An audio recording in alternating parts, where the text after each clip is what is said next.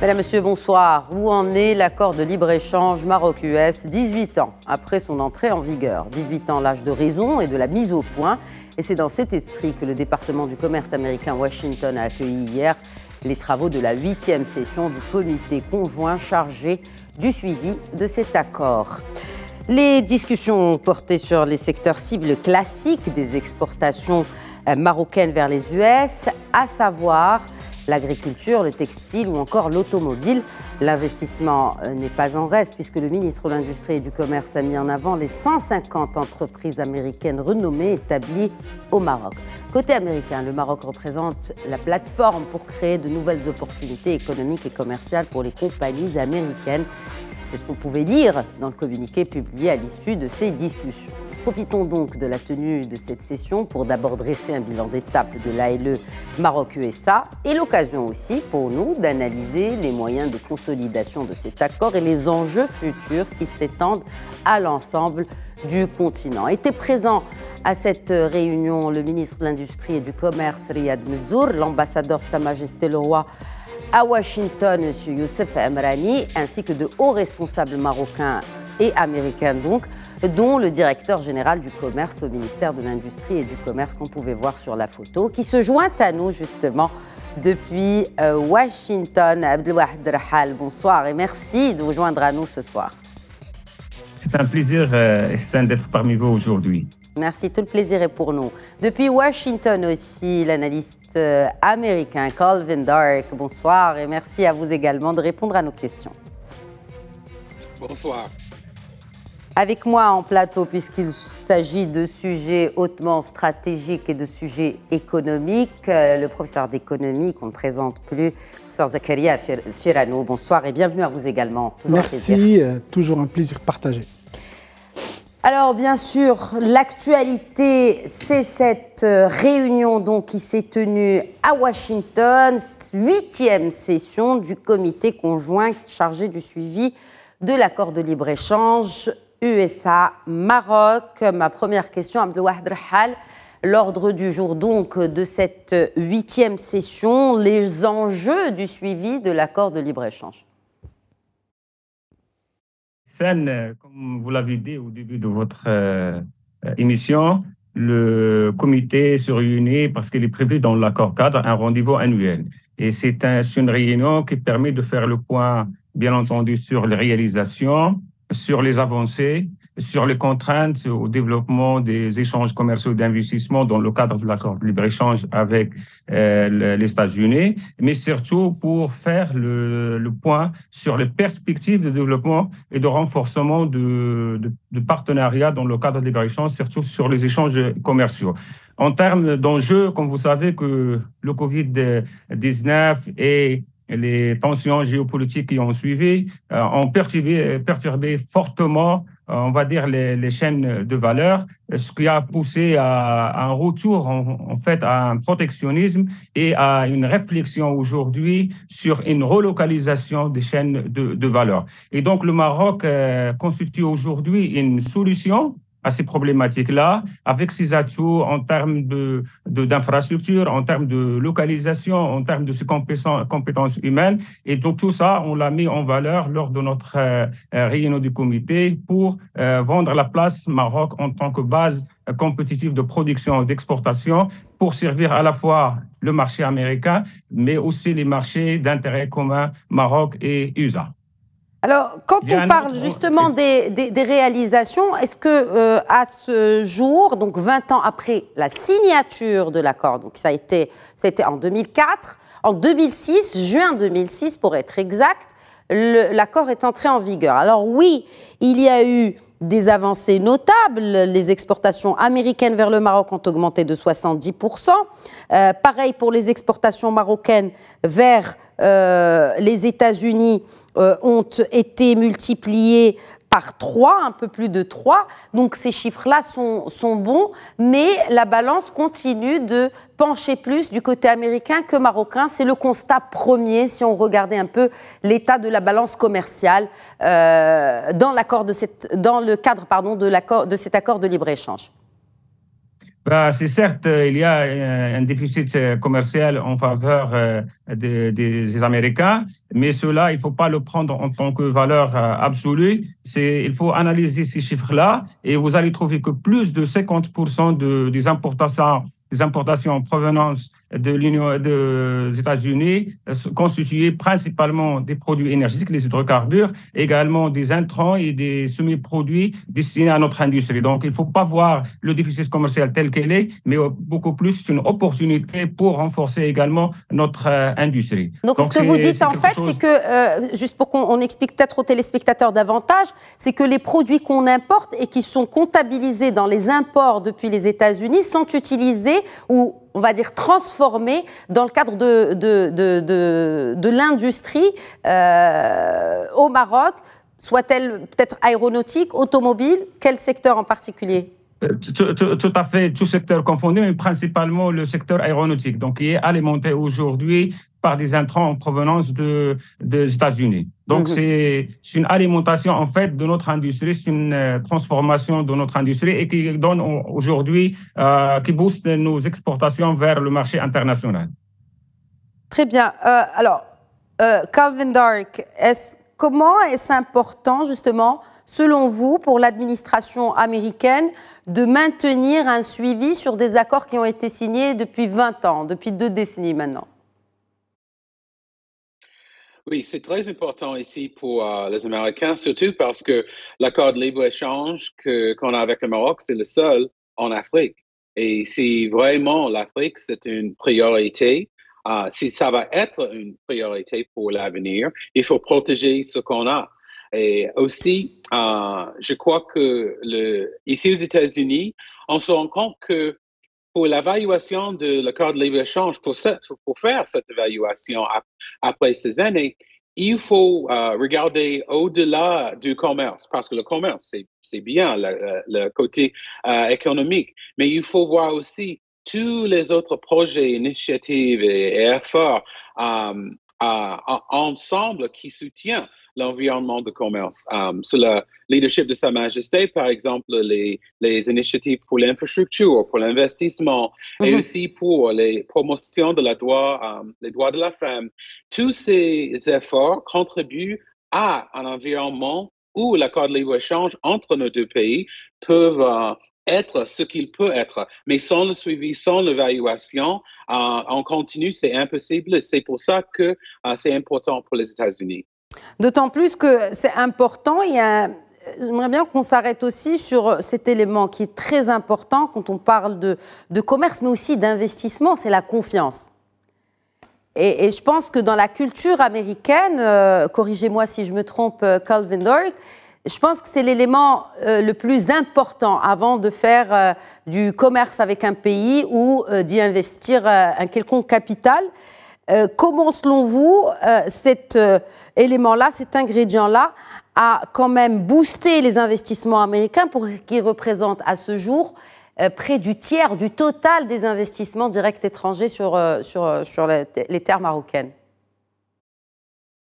Oui, je crois que c'est aussi la stabilité sur le plan sécuritaire. Okay. Ça, c'est important parce que, par exemple, le programme Prosper Africa, c'est un programme économique, mais à la base sécuritaire.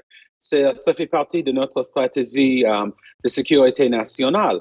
Et je crois qu'il y a beaucoup de raisons pour l'amélioration des relations entre les États-Unis et le Maroc. Un, c'est pour nos relations, c'est bien, les relations bilatérales. Mais on sait aussi que le Maroc est leader dans la région pour la sécurité et sur le plan sécuritaire et la stabilité. Parce que sans ça, on ne peut pas avoir la prospérité économique. Et on sait que si le Maroc continue à être leader pour aider ses voisins avec la lutte contre le terrorisme, avec la lutte contre l'instabilité, le Maroc peut être cette passerelle pour l'Afrique. Alors, les États-Unis, nous savons que la limite, c'est pas le Maroc, c'est juste le commencement, le début, mais il faut faire face aux défis sécuritaires et sur le plan de stabilité. Et le Maroc est bien placé pour faire ça aussi. Alors, je crois que ça fait partie du raisonnement des Américains pour vraiment soutenir l'accord de libre-échange? Alors, pour une vision beaucoup plus macro, Zakaria Ferranou, les accords de libre-échange sont un instrument très puissant. C'est connu, très puissant bien sûr pour le développement économique. On parle d'échanges commerciaux, mais on parle aussi d'investissement. Mais il nécessite quand même une gestion très, très prudente et des négociations vraiment au millimètre près pour en tirer tous les avantages et en faire vraiment un outil de développement économique et socio-économique. C'est là, est-ce que vous pensez que c'est un accord qui, à ce stade aujourd'hui, avec la maturité qu'il a atteint, pourrait être revu ou quels sont les points, peut-être quelles sont les contraintes qui empêchent une optimisation d'un accord aussi important, le seul en Afrique, comme ça a été rappelé par Calvin Dirk? Très bien, bon, je rejoins totalement ce qui a été dit par nos collègues et nos amis aux États-Unis, à Washington.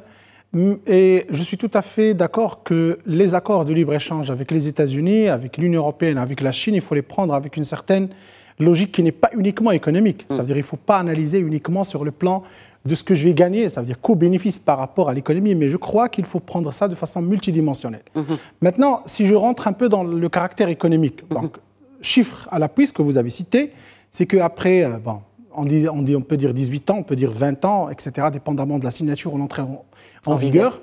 Mais globalement, c'est bénéfique jusqu'à aujourd'hui pour les États-Unis. Pourquoi? Par une simple raison, les exportations américaines, ils ont été multipliées par 7. Ça veut dire qu'on est passé à peu près de 600 millions de dollars. Aujourd'hui, chiffre à 2023, on est à peu près à 5 milliards de dollars. Et donc, automatiquement, c'est un chiffre très important. Par contre, en termes d'exportation, nous sommes uniquement à 1,4 milliard. Exact. Donc il y a un déficit, en quelque sorte, qui est aux alentours de 4, je dirais 3,5, 4 milliards de dollars. Maintenant, si je reprends un peu l'idée de notre collègue de Washington, donc c'est très important de le dire, nous importons en majorité à peu près 3 milliards de gaz, de pétrole des États-Unis, donc automatiquement ce qu'on appelle le gaz pétrolier. Et donc dans ce sens-là, ça rentre un peu dans ce qu'on appelle notre politique énergétique, et ça peut faire bénéficier toutes les industries qui utilisent un peu de l'énergie. Et ça représente une part très importante des importations qui viennent des États-Unis. Et donc, est-ce que ça permet un peu de booster notre industrie? Je vais dire oui. Mais en termes, je dirais micro, ça veut dire en relation bilatérale, on est déficitaire. Et donc là, si vous me posez la question, est-ce qu'il faut revoir ces négociations? Je pense que oui. Et il faut aussi avoir une certaine prospection du marché américain. Qu'est-ce qu'on exporte à l'Amérique? On exporte des produits qui sont à valeur ajoutée très réduite. On parle des agrumes, on parle de produits qui sont liés à je dirais, ce qu'on appelle les produits qui sont un peu les dérivés de phosphate, etc. Et nous avons des produits qui sont agricoles. Et donc automatiquement, nous avons, si on peut le dire de façon directe, des produits qui sont à valeur ajoutée très faible. Et donc aujourd'hui, il faudra qu'on essaie de prospecter mieux. Et je pense que c'est la raison pour laquelle Monsieur le ministre était là-bas. Il faut qu'on rentre dans des niches, je dirais, de compétitivité qui permettent au Maroc de devenir plus compétitif et proposer des produits qui seront, je dirais, balancer en quelque sorte ce déficit commercial. Il faut juste indiquer une chose très importante, c'est que avant les accords de 2006-2004, les relations, ils étaient, je dirais, très très faibles. Ce qui est très important aujourd'hui à dire, c'est que le taux d'intégration entre les États-Unis et le Maroc, il a augmenté de façon phénoménale. Ça veut dire que si vous prenez les exportations plus les importations et vous divisez pour calculer ce qu'on appelle un taux d'intégration, il est très important. Ça veut dire que nous avons aujourd'hui une relation économique qui est très intense. Vous avez également évoqué l'idée de ce qu'on appelle les IDE. Certes, les États-Unis, ce n'est pas le pays dominant en termes d'IDE, mais ils se classent dans une troisième, dans un classement ou troisième position, mais ça reste aussi un pays où nos relations deviennent de plus en plus intenses. Et donc, je réponds directement, oui, il faut revoir ces relations, il faut rentrer dans, je dirais, une relation win-win, et qui doit prendre en considération également, pas uniquement le côté économique, mais d'autres côtés. Parce que l'alliance avec les États-Unis, en termes politiques, en termes stratégiques, en termes aussi de stratégie future, nous parlons par exemple du projet Atlantique, vous voulez faire une marine marchande, l'appui des États-Unis est très important dans ce sens. Le Maroc veut être la porte vers l'Afrique, les États-Unis constituent un appui très important, et donc là, il y a tout à gagner, pas uniquement au niveau commercial, mais aussi au niveau de, je dirais, de l'ouverture géostratégique sur l'Afrique et sur le monde par rapport au commerce international.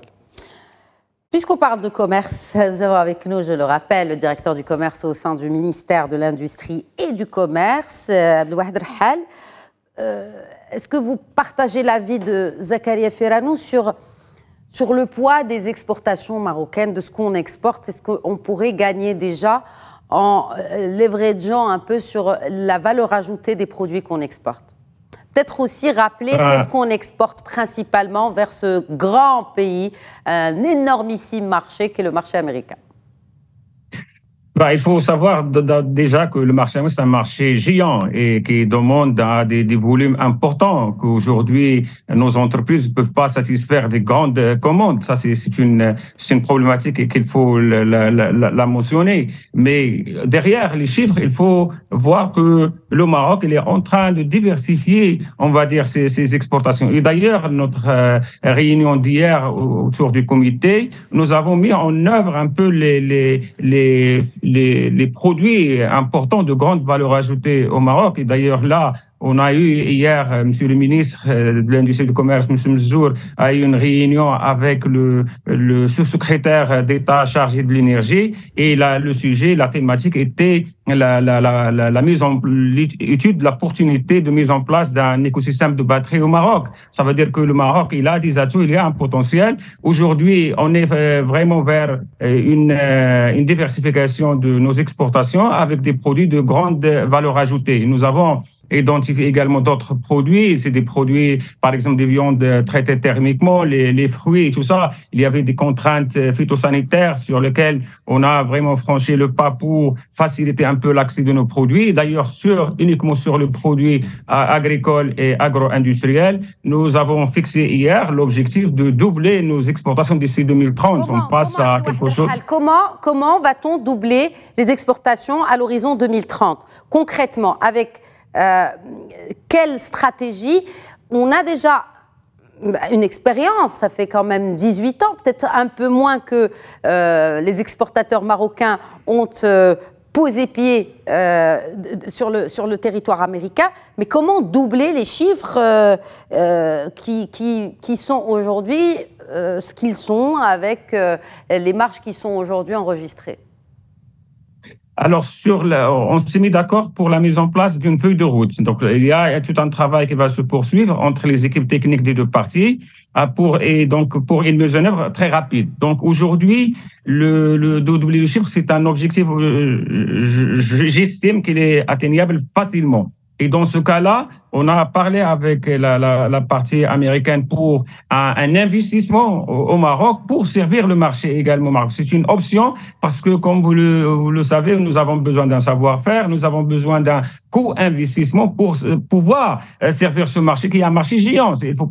On n'est pas en train de parler d'un petit marché, c'est un marché géant qu'il fallait les moyens pour le servir. Donc aujourd'hui, je pense que il faut considérer le Maroc juste comme une plateforme de production et d'exportation. Et donc, ce qu'on a essayé de faire, c'est comment rapprocher un peu les hommes d'affaires des deux côtés pour échanger et identifier les opportunités. Je donnerai l'exemple, par exemple, du textile. Nous avons convenu d'un échange de visites entre les hommes d'affaires textiliers marocains et leurs homologues américains. La même chose sur les produits agro-industriels. Donc, il y a toute une conscience pour mettre en relation le secteur privé des deux côtés. Donc, c'est le secteur privé qui doit jouer le rôle.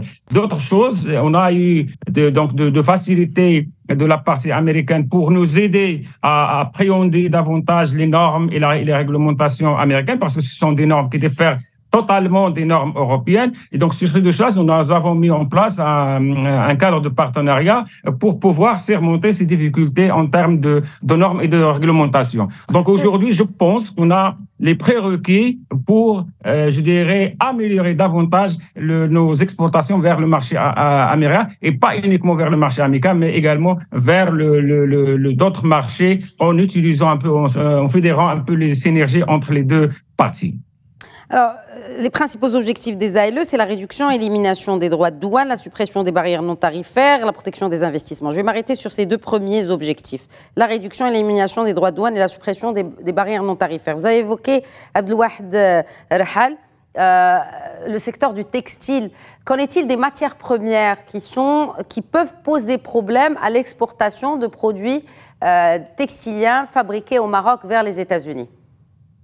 Alors, si nous prenons l'exemple des textiles, c'est vrai, on a un problème de matières premières parce que les règles d'origine au niveau américain sont très contraignantes. Ils demandent une double transformation plus une valeur ajoutée de 35% minimum. Aujourd'hui, on est en train de monter ensemble pour assouplir ces règles d'origine. Et donc, l'idée, c'est de permettre aux produits fabriqués au Maroc pour partir au marché américain. Donc, c'est un assouplissement des règles d'origine, c'est quelque chose sur lequel nous travaillons, et également d'identifier des niches, parce que aujourd'hui le marché américain, il est, comme je le dis, est large, et qu'il faut se positionner sur des niches. Et c'est l'objet, disons, de la rencontre qu'on est en train d'organiser vers début septembre entre une délégation marocaine de textile qui va faire le déplacement aux États-Unis. Effectivement, c'est juste pour identifier les opportunités. Nous sommes conscients de l'existence des opportunités. Maintenant, il faut les identifier et adapter les règles d'origine en conséquence. Très bien. Calvin Dark, vous avez parlé d'un point très important tout à l'heure, c'est en fait qu'un accord de libre-échange, et cela a été d'ailleurs confirmé par mon cher Zakaria Ferrano, ça ne dépend pas, ce ne sont pas que des enjeux économiques, cela va au-delà des enjeux économiques. Que gagnent justement les entreprises américaines quand elles choisissent le Maroc pour sa stabilité, pour toutes les raisons que vous avez évoquées tout à l'heure, et comment davantage créer une certaine synergie entre les compagnies américaines et les compagnies marocaines vers l'Afrique? Oui, je crois que le Maroc est dans une situation unique, qui est favorable, mais il y a aussi un challenge, un défi. Moi, j'ai été un des organisateurs d'un événement Brand Morocco. C'était pour le branding du Maroc en 2007, juste après le commencement de l'accord de libre-échange. Et la situation unique du Maroc, on a fait des sondages auprès des businessmen, des institutions, des business schools, sur qu'est-ce qu'il y a au Maroc, qu'est-ce qu'il y a pour l'investissement. Le problème, c'était que le Maroc, l'idée, c'était positive. Il n'y avait rien de négatif, rien de doute. Mais on ne savait pas, à part des films et des chameaux, qu'est-ce qu'il y avait au Maroc. Et je crois qu'il faut sensibiliser les Américains sur qu'est-ce qu'il y a pour offrir au Maroc, parce qu'il y a beaucoup de choses, beaucoup de domaines, et les Américains ne savent pas. Je crois aussi, un de mes conseils pour le Maroc, c'est de market le Maroc comme le début en Afrique. J'étais dans une réunion il y a un mois et le sujet c'était qu'est-ce que le président Biden veut faire avec l'Afrique s'il gagne pour un deuxième mandat. Parce qu'il a fait une promesse qu'il allait visiter un pays africain pendant son mandat. Il n'a pas fait, il n'a pas intention de faire avant les élections. Alors, l'administration a essayé de clarifier que l'Afrique est une priorité. Et un des participants dans cette réunion, il a dit, chaque fois qu'on mentionne Afrique, des pays en Afrique, on pose des questions sur la situation humanitaire. Pourquoi pas la situation hôtelière? C'est-à-dire que l'image de l'Afrique, c'est toujours l'aide humanitaire, l'instabilité, les problèmes. Jamais l'investissement dans les hôtels, dans les centres de conférence, dans des grosses entreprises. Et je crois que si le Maroc peut aussi faire passer le message que le Maroc est comme une porte pour l'Afrique, pour faire l'investissement dans les autres pays africains, ça peut ajouter cette valeur du Maroc auprès de businessmen américains. Alors, il y a quelque chose qui a été évoqué aussi, un point positif qui a été évoqué, ou peut-être une perspective d'avenir qui a été évoquée hier par le ministre de l'Industrie et du Commerce, c'est l'impact de l'ALE sur l'impact de l'Inflation Reduction Act sur l'accord de libre-échange. Comment voyez-vous cela, Calvin Dark, du regard de l'observateur, justement, que vous êtes de ce qui se passe un peu dans votre pays, les États-Unis? Et ça... C'est pour ça que les élections en novembre, il y a beaucoup de choses en jeu. Parce que un des succès pour l'administration Biden, c'est l'Infrastructure Act. Mais le problème, c'est que ces choses sont longues, mais sont solides pour l'avenir. Et le problème, c'est que le but de cette initiative, c'est d'améliorer l'infrastructure et aussi des autres projets liés à l'infrastructure aux États-Unis et aussi d'améliorer nos échanges avec nos alliés, surtout avec les pays comme le Maroc, qu'on a l'accord de libre-échange. Le problème, c'est que les républicains, surtout Donald Trump, il veut garder ses bénéfices pour les États-Unis et changer les effets pour nos alliés. Trump, il a dit que s'il est élu, il veut à peu près 10% de tarifs sur tous les produits venant de l'étranger. Je crois qu'il y a beaucoup de problèmes juridiques avec ça parce que c'est un conflit avec beaucoup de nos accords de libre-échange. Mais ça démontre la mentalité différente pour les républicains. Alors, je crois que c'est pour ça les relations futures économiques entre nos deux pays est en jeu, parce que la perspective de qu'est-ce qu'on peut gagner aux États-Unis du Maroc et des autres pays, et il n'y a pas un consensus vraiment, c'est de valeur pour nous. Et j'espère qu'on peut continuer. Est-ce que vous pensez que les changements d'administration, Zakaria Ferranou, ont un impact sur les politiques de commerce extérieur et d'investissement de certains pays alliés, rappelons-le. Oui, je vais répondre. Bon, je fais pas de la science politique, mais je vais répondre directement. C'est que tout projet électoral, vous avez un mandat, vous avez une conception économique derrière. Et donc, ce qui a été évoqué tout à l'heure, nous savons très très bien qu'il y a une grande différence entre l'administration Trump et l'administration Biden, surtout sur le plan économique. Et comme ça a été évoqué par notre expert à Washington, c'est que nous savons très très bien que Trump, il est très protectionniste pour les États-Unis. Et donc, il va essayer au maximum de pouvoir faire bénéficier les États-Unis de ces accords de libre-échange. Bon, en imposant peut-être quelques restrictions, barrières à l'entrée à l'économie américaine, ou choisissant quelques d'autres mécanismes qui permettent aux États-Unis d'être plus bénéficiaires par rapport à ces accords de libre-échange.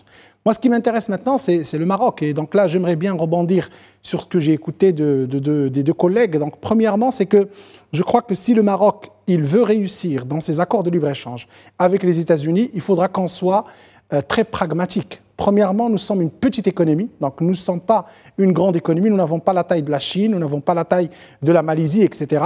Donc nous sommes une petite économie. On ne représente pas vraiment de la concurrence, pour être clair dans vos propos. Non, c'est pas de la concurrence. C'est pas vraiment de la concurrence. Non, parce que c'est ça, les accords de libre-échange, ça peut être aussi relevé, c'est-à-dire la concurrence. Mais en tout cas, on n'est pas... Non, on n'est pas en concurrence avec les États-Unis, ça c'est clair. Et les États-Unis, c'est un grand pays, c'est ce que je voulais dire. Maintenant, si on veut réussir dans ces accords, il faut qu'on prenne des modèles qui ont réussi avec les États-Unis. Et ces modèles-là, je prendrai deux pays qui ont réussi. Vous avez la Corée du Sud, elle a réussi dans sa pénétration du marché américain parce qu'elle a choisi la meilleure porte d'entrée, là où il aura ce qu'on appelle des avantages compétitifs. Vous avez également, je me souviens pas... Avec des économies peut-être comparables avec le Maroc, on a le Chili. Et plus ou moins, c'est la même date de signature. Voilà, et donc normalement, moi je crois, bon, vous avez évoqué le Chili, moi j'allais évoquer un autre exemple, mais ce n'est pas grave. Mais ce que je devrais dire... économie comparable, si... Oui, je comprends, économie comparable, mais économie comparable, si on revient dans l'histoire, lorsque la Corée du Sud a démarré avec les États-Unis, donc elle a cherché un créneau où il y aura énormément de valeur ajoutée. Elle a choisi des créneaux technologiques, des créneaux où elle pourrait entrer par rapport en concurrence, pas avec les États-Unis, mais avec d'autres pays, mais elle a bénéficié un peu de cet équilibre entre les États-Unis et la Corée du Sud. Vous avez le Chili également, et je pense que le Maroc doit partir dans le même élan. Ça veut dire on devrait avoir une idée. Vous avez tout à l'heure, notre ami américain, il a soufflé un élément très important. En 2007, on avait des prospections qui ont été faites, il l'a dit directement. Ça veut dire qu'il y avait des Américains qui sont venus, ils ont fait des entrevues, des entretiens, ils ont fait l'étude de marché, ils ont étudié. Est-ce qu'on a fait la même chose aux États-Unis? Est-ce qu'on a étudié quels sont les produits par lesquels on peut rentrer? Parce que maintenant, moi j'ai écouté un peu notre responsable du commerce extérieur, on parle un peu de doubler l'exportation en termes agricoles. Est-ce que l'agriculture aujourd'hui constitue vraiment l'arme par laquelle on peut rentrer ou on peut pénétrer le marché américain? Nous avons de la sécheresse qui commence à devenir de plus en plus structurelle. Nous avons une pénurie de pluviométrie. Alors, Je ne sais pas comment on pourrait être compétitif dans l'agriculture. Un autre élément, c'est que, oui, on parle des États-Unis, mais est-ce qu'on a prospecté? Quel est le domaine par lequel le Maroc veut rentrer? On parle d'énergie renouvelable. Nous avons signé des accords avec la Chine. Nous savons très très bien que les deux technologies sont en concurrence, surtout en matière d'énergie renouvelable. Et aussi par rapport aux voitures. Des batteries qui ont été évoquées par Serhal. Ça a été évoqué. Maintenant, la technologie américaine est très différente de la technologie chinoise. Maintenant, si nous, on veut se positionner... Bon, on parle ici des entreprises. Vous savez, la Tesla, elle a une très grande concurrence avec les entreprises chinoises. Ils n'ont pas la même technologie et ce n'est pas la même perception. Donc là, le Maroc, où est-ce qu'il se positionne par rapport à ça? Quelle est sa stratégie de pénétration du marché américain? Si on arrive à définir une très bonne stratégie par rapport à des niches spécifiques et qui sont à très haute valeur ajoutée, là, on pourrait avoir un accord de libre-échange qui sera bénéfique aux États-Unis et également au Maroc. Je ne dis pas qu'on devrait dépasser les États-Unis parce que c'est impossible. Nous parlons de la plus grande économie du monde, mais on devrait en tirer bénéfice. Troisième élément, on parle du textile, moi je pense, hein, à part les contraintes dont vous avez évoquées, un peu les contraintes des barrières à l'entrée aux États-Unis par rapport au textile, est-ce que le secteur textilois, est-ce qu'il est assez compétitif par rapport aux États-Unis? Bon, si vous regardez l'industrie textile aux États-Unis, hein, je ne sais pas comment on pourrait être compétitif par rapport à cette industrie-là. Bon, sauf si on est uniquement, je dirais, une plateforme d'investissement pour les investisseurs américains. Ça veut dire qu'ils vont utiliser le Maroc comme étant une porte d'entrée vers l'Afrique et pour pouvoir un peu exporter leurs produits. Sachant que les produits américains ne sont commercialisés généralement que dans je dirais, dans le continent américain. Ça veut dire même, bon, c'est très rare, mais ils ne sont pas dominants en Europe, ils ne sont pas dominants en Afrique. Et donc là, je ne sais pas quelle perception nous avons par rapport au secteur textilois, sachant que lui aussi, il a suffisamment, et il faut le dire, hein, les stratégies qui ont été menées, certes, elles ont conduit à la réussite de quelques secteurs. Je cite le câblage, je cite l'industrie automobile, mais les externalités négatives, c'était sur le secteur textilois, parce qu'on utilise la même main-d'œuvre, surtout dans le câblage. Bien sûr, je vais faire réagir le responsable et représentant du ministère de l'Industrie et du Commerce, c'est Abdelwahed Rhal. D'abord, on entend ce que dit Sifirano, à très juste titre, beaucoup de questions sur cette approche marocaine vis-à-vis de cet ALE. Je me suis penchée sur la question depuis quelque temps. J'ai été aussi... au courant de comment se sont passées les négociations, etc., etc. Est-ce que finalement, on peut rectifier le tir et mieux se positionner pour tirer plein profit de cet ALE? Ben, écoutez, nous avons défendu nos intérêts comme il le faut. Donc, c'est un moment de poser les problématiques, de poser les contraintes, barrières au commerce. Et donc, cela, et le textile a été un des secteurs qui a été fortement débattu pour positionner un peu notre... Et c'est pour ça qu'on s'est mis d'accord sur le besoin d'assouplissement des règles d'origine. Parce qu'aujourd'hui, on a un problème en amont, on n'a pas les matières premières, et donc les règles actuelles d'origine exigées pour accéder au marché américain exigent à ce qu'il y ait une double transformation. C'est-à-dire que vous avez avant le tissu, après transformer le tissu et puis vous exportez. Cela, ça constitue une contrainte majeure pour nos exportations. Et c'est pour ça que nous avons étudié la possibilité sur certaines, je dirais, filières sur lesquelles nous avons une compétitivité. Et là, je pourrais corriger votre invité pour lui dire que la compétitivité du textile marocain est confirmée. Donc, nos produits sont destinés à l'export, mais ils sont principalement l'Europe, mais ils se retrouvent aux États-Unis. Ça veut dire que la compétitivité n'est pas question sur la compétitivité, c'est beaucoup plus sur les barrières imposées aujourd'hui par la partie américaine. Aujourd'hui, il y a une fenêtre de tir pour assouplir un peu ces règles d'origine pour permettre une simple transformation avec une valeur ajoutée. Ça permet l'accès au marché. Donc, nous sommes conscients de la problématique. Nous avons long et large discuté la problématique. Il y a une compréhension de l'autre côté. Et je pense qu'aujourd'hui, la mise en relation entre les secteurs privés partie va faciliter un petit peu et identifier un peu les opportunités. S'agissant de l'autre produit, vous avez parlé de la Corée du Sud, c'est un exemple qu'on pourrait étudier. Et d'ailleurs, sur la batterie, la Corée du Sud a bénéficié d'une souplesse en termes de règles d'origine pour considérer uniquement soit on va dire un changement de position tarifaire ou une valeur ajoutée de 35 mois, et pas le cumul. Aujourd'hui, on a posé la problématique et aujourd'hui, il y a une ouverture pour donner cet avantage qui est parce que les pays qui ont un accord de libre-échange avec les États-Unis ont bénéficié de cette souplesse-là. Et nous avons demandé ça. Donc, nous sommes confiants qu'on va arriver à ce résultat. D'ailleurs, la réunion d'hier, on s'est mis d'accord pour la continuer les discussions pour la mise en place d'un écosystème de batterie au Maroc. Aujourd'hui, on est en train de se positionner sur certains produits de grande valeur ajoutée et qui constituent aujourd'hui la bataille au niveau, on va dire, international. Certes, comme l'a dit votre invité, c'est des économies qui ne sont pas différentes. Nous sommes une petite économie par rapport aux États-Unis, mais nous travaillons pour identifier des niches sur lesquelles on peut se positionner. Et l'idée d'avoir un donneur d'ordre qui s'installe au Maroc, c'est une option qui n'est pas du moindre, et nous sommes en train de travailler. Et donc, c'est le rôle aujourd'hui des secteurs privés qui doivent jouer leur rôle pour rapprocher un petit peu et identifier les opportunités. Alors, si le secteur privé identifie les opportunités, je vais vous interpeller sur 2 points, parce qu'à demi-mot, on vous a aussi interpellé côté américain, du côté de Calvin Dog, sur le marketing finalement de la marque Maroc. Est-ce que ce n'est pas un peu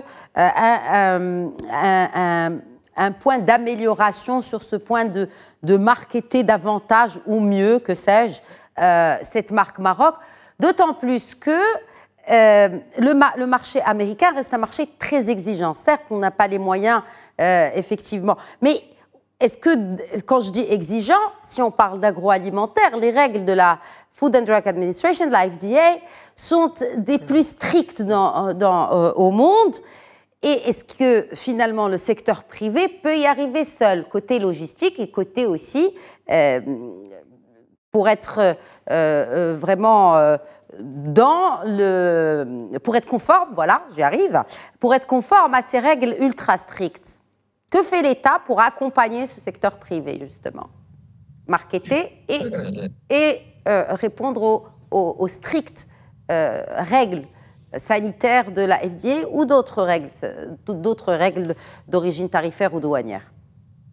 Déjà, il faut massifier on va dire, la communication au niveau du marché américain. Et rien que la semaine dernière, nous avons pu mettre en relation l'AMIT, donc l'Association marocaine de textile et d'habillement, avec le NCTO, donc son équivalent aux États-Unis. Donc, il y a un manque de communication. Donc, déjà, cette mise en relation permet d'identifier les niches. Maintenant, quand il y a identification des niches, il y a l'opportunité, il y a un travail de l'État derrière. Et ce travail-là, c'est en termes de certification. Il faut que les produits soient certifiés en termes pour répondre aux exigences américaines. Et la partie américaine, elle est disposée également pour apporter son expertise, pour apporter son assistance. Et d'ailleurs, nous avons convenu à faire des réunions sectorielles pour mieux expliquer les réglementations, les normes par secteur. On parle de l'automobile, on parle de l'agroalimentaire, on parle de textile et j'en passe. Donc, il faut qu'on travaille en parallèle. Donc, l'identification, c'est aux opérateurs privés qui doivent identifier les opportunités et les niches en le mettant en relation avec leur homologue américain. Et de notre côté, sur le côté institutionnel, donc je parle du gouvernement marocain et du gouvernement américain, de trouver un peu les leviers pour arriver à cet objectif-là. Je pense aujourd'hui, du moment que nos produits sont, commerciables au niveau du grand marché en Europe et autres, je pense qu'ils sont beaucoup plus faciles pour accéder au marché américain, moyennant bien sûr des efforts supplémentaires sur lesquels nous sommes bien entendu disposés pour apporter le concours pour aboutir à une certification des produits marocains destinés au marché américain. La coopération sud-sud, à nouveau, les opportunités qui ont été identifiées, nous en avons parlé aujourd'hui. l'Afrique est importante aussi, quelle que soit l'administration, Calvinder, qui sera en place d'ici la fin de l'année. Mais quelle que soit cette administration, je pense qu'aujourd'hui, inévitablement, comme le fut pendant un temps cette région d'Indo-Pacifique importante pour une certaine administration Obama, aujourd'hui, l'Afrique est indéniablement un point important pour le gouvernement des États-Unis d'Amérique. Quand on parle de passerelle, vous avez parlé tout à l'heure, et ça a été aussi évoqué par le responsable américain lors de ces discussions, quand on parle de passerelle, est-ce qu'un ALE avec les États-Unis, pour le Maroc, est un point positif ou ça risque de freiner justement vers l'Afrique en tenant compte justement des barrières tarifaires et douanières avant l'entrée en vigueur de cette zone de libre-échange africaine? Oui, je sais que c'est très compliqué de ce côté, mais je crois que c'est un avantage pour le Maroc, surtout d'être la passerelle. Et moi, les conseils que j'ai, il faut connaître les Américains parce que nous sommes uniques et c'est pas toujours bon. C'est-à-dire, la langue, c'est un défi. Et la langue, et ça, si le Maroc est une passerelle, il faut reconnaître le challenge de la langue. Et je dis la langue du côté des États-Unis. Parce que, d'après les sondages, les entreprises américaines, ils ont peur de vraiment faire du business en français, en des autres langues. Je me souviens, un de mes collègues d'université, il est enseignant dans un lycée dans mon petite ville, Caroline du Nord, de français. Il est le seul prof de français dans ma petite ville. Et il m'a dit qu'il y avait une usine avait un partenariat avec un pays en Afrique de l'Ouest et ils ont cherché pour traduire un contrat qu'ils avaient envoyé. Imaginez-vous cette situation aux États-Unis. Il faut reconnaître, il y a cette barrière de la langue et c'est de notre côté. Mais je crois aussi, j'aime bien cette discussion sur la taille de marché. En 2007, il y a un businessman américain, il a dit quelque chose de très, très important sur les relations entre le Maroc et les États-Unis. Il a dit à cette époque, et je crois que les chiffres ont amélioré depuis cette époque, il a dit un an de commerce entre le Maroc et les États-Unis égale un jour de commerce avec le Canada. Mais il a dit, je suis optimiste parce que une journée au Maroc, c'est beaucoup plus intéressant. Et je crois que ça doit être l'attitude du Maroc, de trouver les niches, de trouver les produits et les partenaires. Et ça peut être vraiment, vraiment rentable pour notre pays. Non mais parce que si on revient, je reviens vers cet exemple Calvinder du Chili, les exportations, et là on parle des exportations vers les États-Unis, ont été multipliés par 10. C'est-à-dire que, est-ce que c'est juste une question géographique ou c'est une question de négociation? Et si c'est dans ce cas-là, est-ce que ça fait partie de la culture américaine de renégocier ce genre d'accord? Je crois que pour ça, c'est la culture. Je dis depuis toujours que il faut que le Maroc se vante mieux. Je sais que l'humilité, ça fait partie de la culture marocaine. Je l'adore, mais aux États-Unis, l'humilité n'a pas une place dans le business. Et je crois aussi géographiquement, et je crois aussi avec la langue espagnole, bien que la langue, c'est un défi ici aux États-Unis, s'il y a une langue où on est un peu plus à l'aise, c'est l'espagnol. Je crois que c'est pour ça qu'il y avait un peu plus de succès avec le Chili. OK. Alors, depuis tout à l'heure, vous parlez de conseils. Je connais votre amour justement pour le royaume du Maroc, n'est-ce pas, si Calvinder, qui est pour la langue aussi, que vous maîtrisez que très bien. Quel serait votre conseil pour les Américains?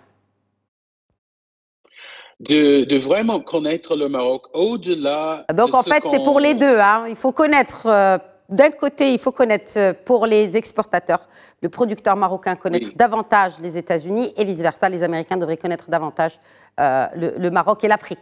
Parce que ce sont 54 pays. Oui, hein. et c'est diversifié. Et moi, je te jure, chaque fois que je viens au Maroc, j'ai une liste super longue de gens qui demandent l'huile d'argan. Si je rentre aux États-Unis sans valise pleine de l'huile d'argan, c'est la fin avec ma famille.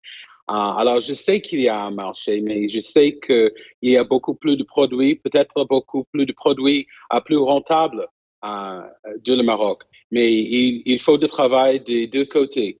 Il faut que les Marocains connaissent et fassent leurs recherches sur le marché américain et vice-versa. Parce que les relations entre nos deux pays, c'est pas le problème.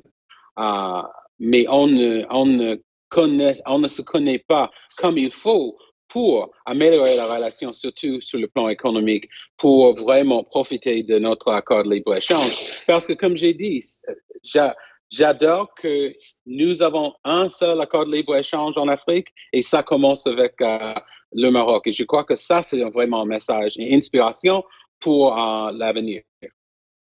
Très bien. L'inspiration aussi pour l'avenir, Abdelwahed Rahal, elle se base aussi sur les outcomes, les résultats de cette 8e session du comité de suivi de l'ALE. Qu'est-ce qu'on peut en retenir? Est-ce qu'on pourrait éventuellement se diriger vers une renégociation de cet accord vers l'avenir? Écoutez, la renégociation, il est toujours là. D'ailleurs, le comité se réunit chaque année. Donc, chaque année, on revient sur le sujet qui fâche des deux côtés. Et pour nous, le déficit commercial, comme je l'ai dit, doit être atténué un petit peu. Et sur ça, nous avons identifié pas mal de sujets sur le textile, sur l'automobile. Et aujourd'hui, nous avons convenu de travailler ensemble, de continuer à travailler ensemble sur l'écosystème batterie. Et c'est sur des choses-là qui vont permettre en plus de l'assouplissement des règles d'origine, je pense que tout ça va permettre un peu d'améliorer davantage nos exportations vers le marché américain et pas uniquement vers le marché américain, également vers des marchés qui intéressent les Américains également, notamment le marché africain, en capitalisant sur l'accord de libre-échange de la zone Afrique, donc où le Maroc est membre de cet accord-là, et en utilisant, comme l'a dit M. Calvin, que le Maroc pourrait constituer une passerelle compétitive pour les Américains pour adresser ensemble, on va dire, le marché américain. Je suis convaincu que nous avons mis en place un peu les mécanismes qui devraient améliorer, on va dire, nos échanges commerciaux. Et je parle rien que pour l'écosystème batterie. Nous avons demandé de manière officielle l'alignement aux avantages accordés à la Corée du Sud en matière de précurseurs donc utilisés dans les batteries. Et donc ça, c'est une transition qualitative, on va dire, de nos futures exportations vers le marché américain. Surtout qu'effectivement, comme l'a évoqué d'ailleurs l'ambassadeur du Royaume du Maroc à Washington, Youssef Amrani, l'accord de libre-échange constitue, et j'aime bien vraiment, puisqu'on parle de batteries électriques, un catalyseur de rapprochement des communautés d'affaires entre les deux pays. C'est important de le rappeler. Zakaria Ferrano, un dernier mot sur l'avenir de cet accord de libre-échange. Je pense, sur l'accord de libre-échange avec les États-Unis, je pense qu'il faut voir un peu deux créneaux qui sont très importants. Et je pense qu'ils vont constituer l'avenir de ces accords. Premièrement, c'est que nous avons un élan très important en matière d'IDE. Donc les investissements directs à l'étranger, ils ont été améliorés significativement, surtout entre l'année 2021 et 2022. Nous avons accusé une augmentation très importante, plus de 7 milliards en une année, ce qui est très très important pour le Maroc. Et je pense que ça sera la porte d'entrée pour pouvoir un peu équilibrer les relations entre les États-Unis et le Maroc. Exact. Ça, d'un point de vue, je dirais, financier, mais aussi d'un point de vue technologique, parce que lorsque vous avez le Maroc qui constitue une plateforme d'installation des investisseurs américains, ça permet aussi de reflouer la technologie américaine vers le Maroc. Exact. Et ça, c'est très important. Deuxième élément que je pense, et en plus, nous avons beaucoup d'atouts, infrastructures, nous avons aussi un positionnement géographique, nous avons aussi une sécurité, une stabilité politique qui est très importante et sociale. Et ce qui reste, c'est un peu de marqueter sur la marque Maroc et pouvoir un peu changer l'idée des Américains, ceux qui croient que l'Afrique, il n'y a que des chameaux. Non, l'Afrique, le Maroc, c'est un hub d'infrastructure. Deuxième élément, permettez-moi de le dire, on n'a pas parlé de ça dans cette émission, mais il faut l'évoquer, c'est qu'il est temps que le Maroc change sa stratégie de capital humain qu'on dresse vers les États-Unis. Aujourd'hui, nous avons un capital humain qu'on trouve en Europe, Nous avons beaucoup de gens, beaucoup de Marocains résidant à l'étranger qui sont en Europe, qui vont étudier en Europe, qui vont étudier en Chine, en Turquie, etc., etc. Mais l'Amérique reste les États-Unis restent un pays où nous avons de moins en moins de ressortissants marocains qui sont là-bas. Et donc là, il faut que le capital humain, aussi marocain, je parle ici en termes d'éducation, en termes de recherche scientifique, commence à s'adapter avec l'environnement américain. Et ça permettra. Donc là, permettez-moi de le dire, il ne suffit pas uniquement le commerce qui soit dans le relais des deux relations, mais il faut aussi que l'éducation, la recherche scientifique, l'enseignement supérieur soient aussi en relation intense avec les États-Unis. C'est cette diaspora marocaine qui nous fait vraiment honneur aux États-Unis. En témoignent les Marocains qui occupent des postes clés très stratégiques dans des institutions hautement importantes. On l'a vu dans l'armée avec les exercices African Lion, mais aussi à la NASA. Bref, on ne va pas tous les évoquer parce que la liste est très longue. Mais en effet, il y a des choses à faire en termes de quantité, mais la qualité y est. Ouais. Merci beaucoup, Zakaria Ferrano. Mes remerciements vont également au directeur du commerce au sein du ministère de l'Industrie et du Commerce qui est avec nous depuis Washington, où se tiennent maintenant même les bilatérales entre la délégation marocaine et les hauts responsables américains pour justement donner son plein potentiel à cet accord de libre-échange qui a soufflé sa 20e bougie, en tout cas dans la signature et l'entrée en vigueur 18 ans. Merci. Merci Abdelouahid. Merci Hassan. Et merci bien évidemment à notre cher analyste Calvin Dark. Merci encore une fois d'avoir été avec nous, toujours enrichissant de vous écouter et de vous entendre. Merci. Merci. Voilà, c'est la fin de cet épisode. Très bonne soirée.